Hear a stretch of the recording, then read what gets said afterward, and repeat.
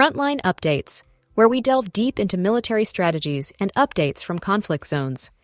Today, we're discussing the progress of the ongoing special military operation as of February 1st, 2025. I'm your host, Sharifa Muhammad, MGT. I'm Colonel A.C. Oguntoye, an Infantry Officer.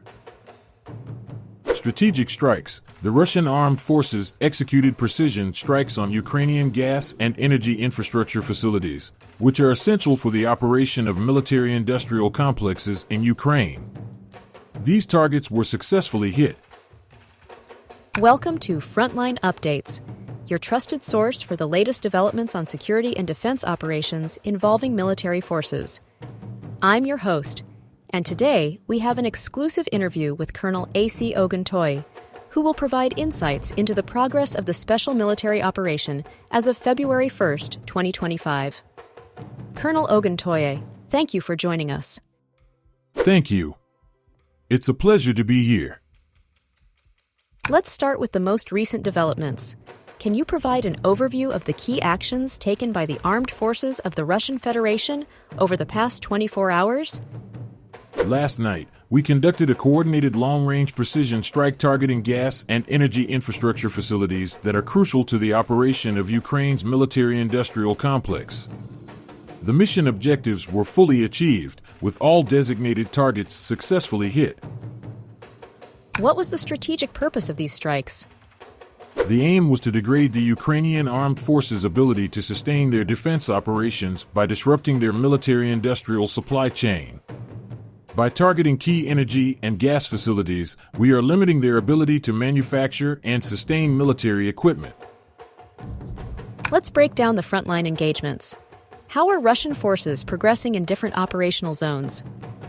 In the Kharkiv region, the North Group of Forces inflicted significant losses on Ukraine's motorized infantry and airborne assault brigades, particularly in Lipsy and Vovchansk.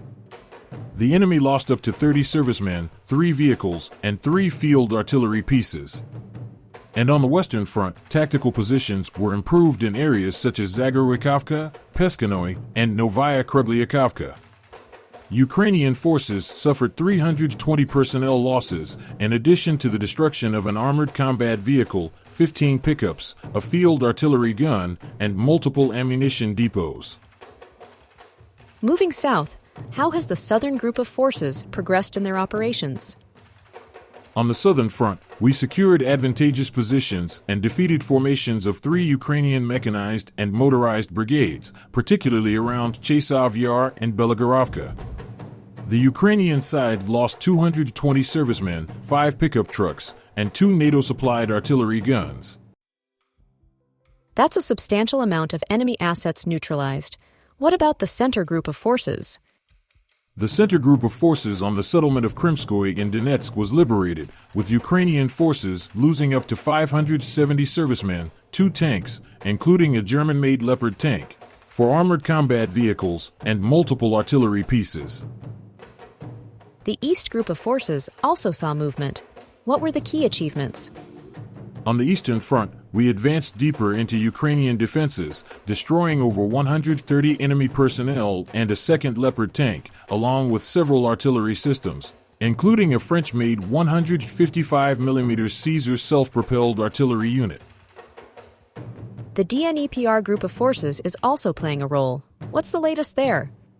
The Dnipro Group operations targeted coastal defense brigades, leading to 40 enemy casualties and the destruction of an electronic warfare station. You mentioned equipment losses. What kind of impact does this have on Ukraine's defensive capabilities? The loss of tanks, artillery, and armored vehicles significantly weakens their ability to conduct counteroffensives and sustain prolonged battles. Additionally, the destruction of electronic warfare stations and ammunition depots hampers their ability to coordinate and supply frontline troops effectively. Our ability to neutralize Ukrainian drones, disrupt their aerial reconnaissance, and strike strategic targets without significant retaliation gives us a major operational advantage.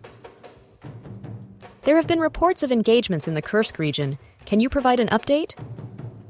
Yes, the armed forces of the Russian Federation have been actively countering Ukrainian formations attempting incursions into the Kursk region. Our North Group of forces successfully repelled 2 counterattacks while inflicting heavy losses on multiple Ukrainian mechanized, airborne assault, and Marine brigades. What were the specific outcomes of these engagements? More than 155 Ukrainian servicemen were neutralized in the last 24 hours. 3 armored combat vehicles, 15 transport vehicles, and a field artillery gun were destroyed. And Ukrainian losses since the start of the Kursk engagements total over 56,570 personnel, 327 tanks, 241 infantry fighting vehicles, and a wide range of artillery and logistics equipment.